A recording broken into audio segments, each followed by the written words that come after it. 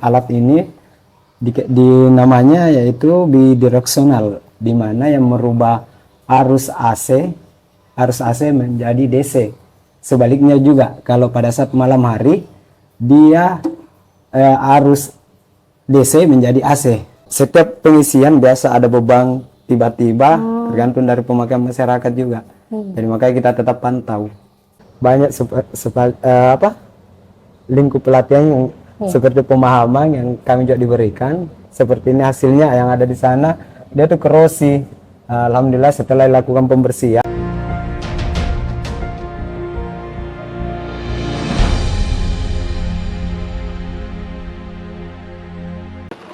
Saat ini kita sudah ada di Pelabuhan Kasiwa yang akan menuju ke PLTS Pulau Karampuang.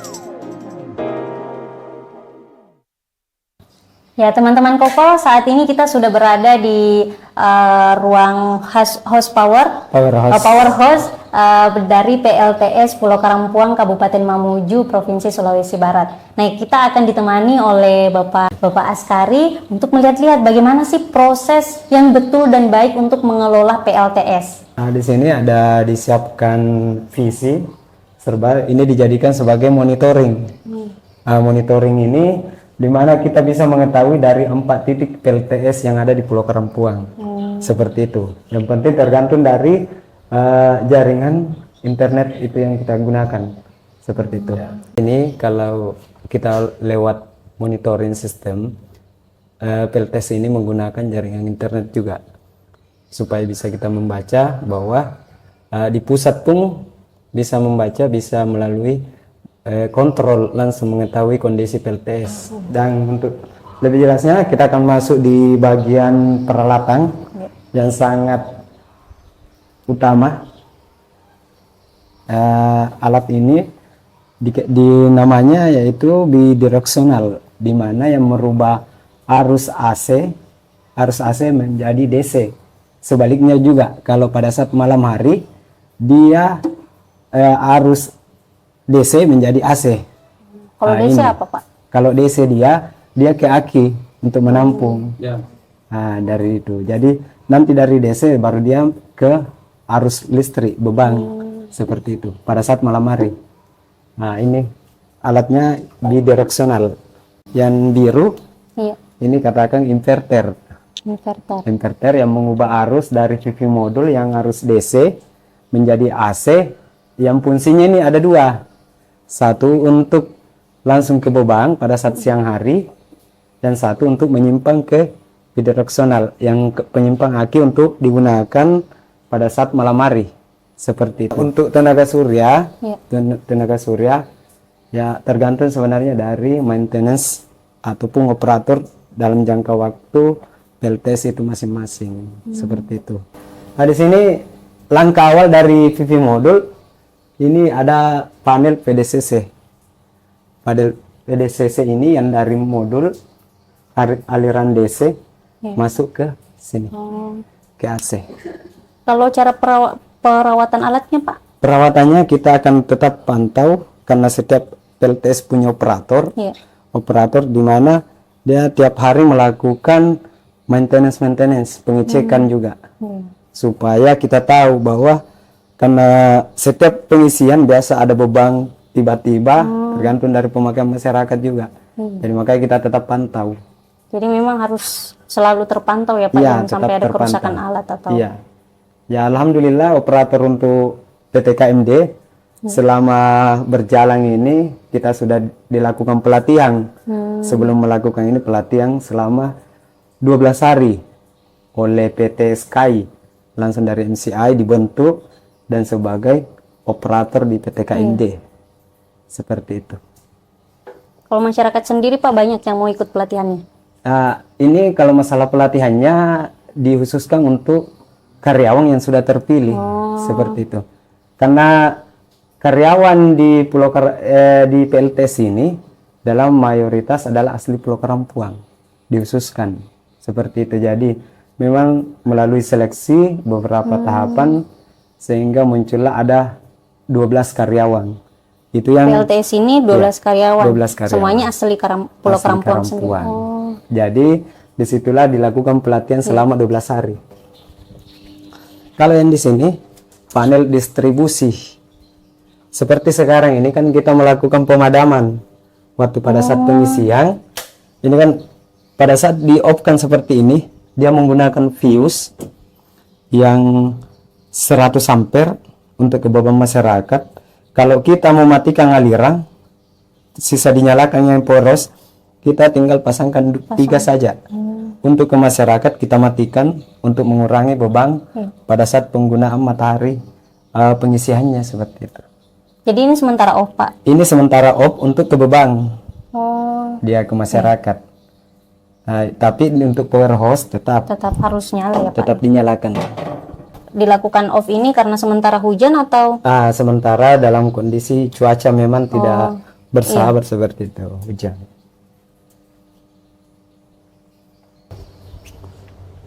Ini ruangan aki dan dimana untuk menampung dari DC yang tadi di itu di direksional, ini yang penyimpanannya. Kita biasa sebut di sini baterai. Nah, seperti itu. Nah, di sini tergantung dari beban sebenarnya dari modul, berapa kita gunakan modul, berapa juga kita pakai. Seperti ini kan, seperti ini kita hitungan BEM seperti ini, isi 24. Dia berbentuk cara kerjanya dia seri seperti itu. Jadi kalau ada masalah seperti ini, kita tahu bahwa semuanya pasti pengisian setiap aki kita ketahui. Karena seperti ini ada salah satu apakah dari kerusakan atau korosi, kebanyakan dari baterai itu kebanyakan korosi. Nah, itu disebabkan biasa sehingga lambat biasa pengeluaran energinya seperti itu. Jadi kalau ditemui kendala berarti langsung terdeteksi ya Pak, ya, di mana? Alhamdulillah. Iya. Jadi itulah maksudnya banyak lingkup pelatihan yang seperti pemahaman yang kami juga diberikan. Seperti ini hasilnya yang ada di sana, dia tuh korosi. Alhamdulillah setelah dilakukan pembersihan, dia kurang lagi seperti itu. Kebanyakan untuk sebenarnya akibat biasa baterai lemah itu tergantung dari airnya juga pengisian.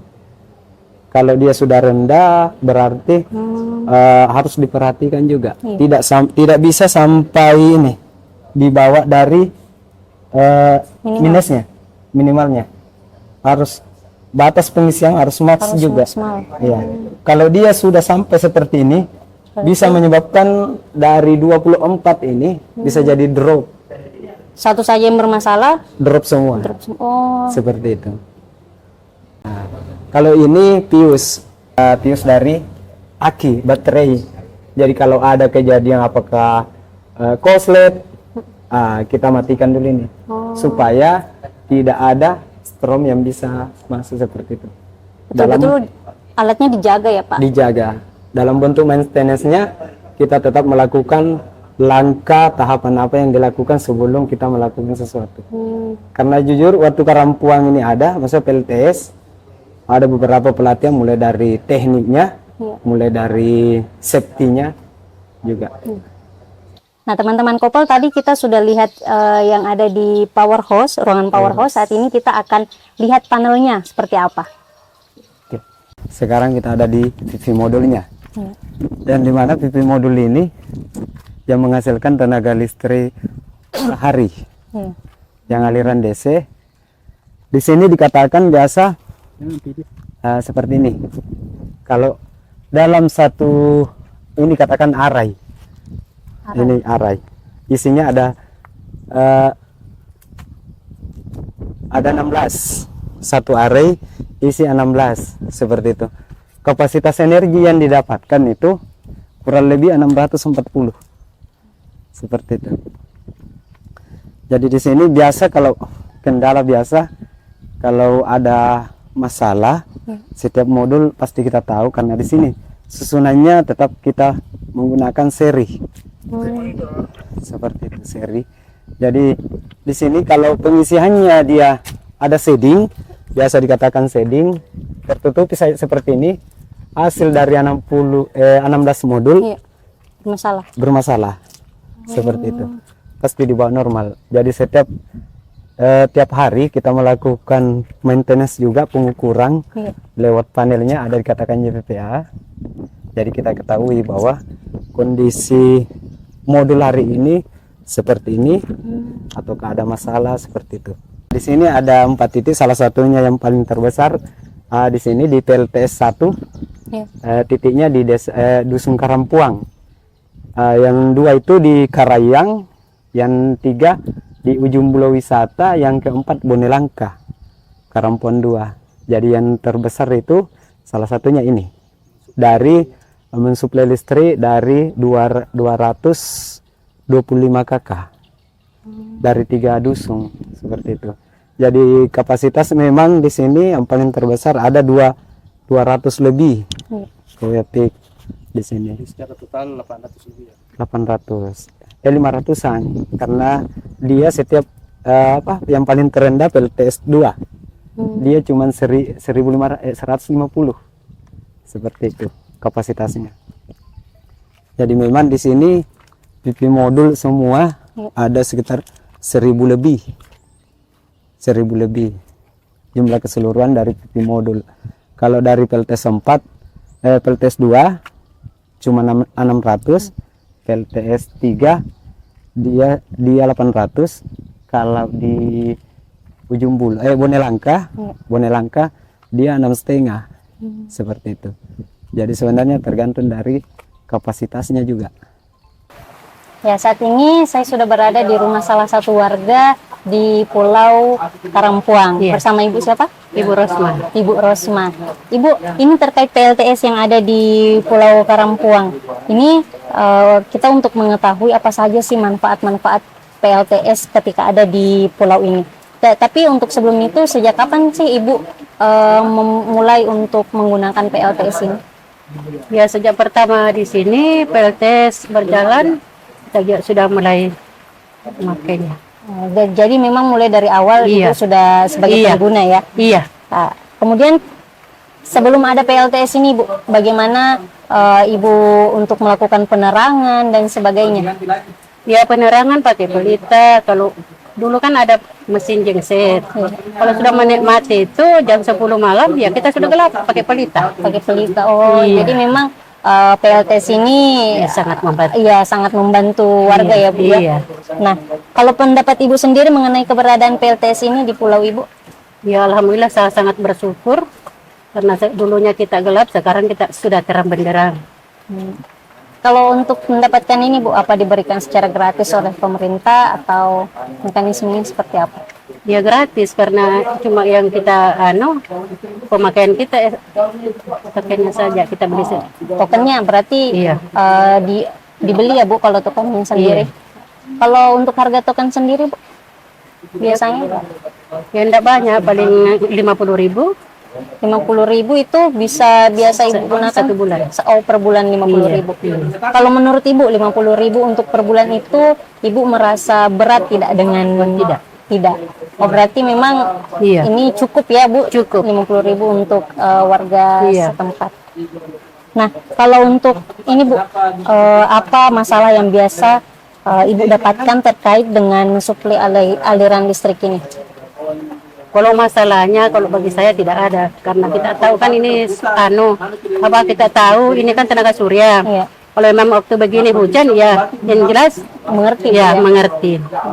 Jadi memang ada pengertian dari masyarakat sendiri. Bagi saya itu saya begitu, mengerti. Kalau untuk ini Bu, harapan Ibu ke depan tentang PLTS ini? Mudah-mudahan lanjut PLTS-nya ini. Mudah-mudahan bagus terus. Ya, semoga saja ya Bu ya bisa berlanjut terus. Bisa berlanjut sampai 20 tahun target. Amin. Karena PLTS ini dijadikan juga salah satu contoh Bu, model untuk tenaga yang lainnya. Ya, mudah-mudahan kesan. Ya, terima kasih banyak Bu atas waktunya. Ya.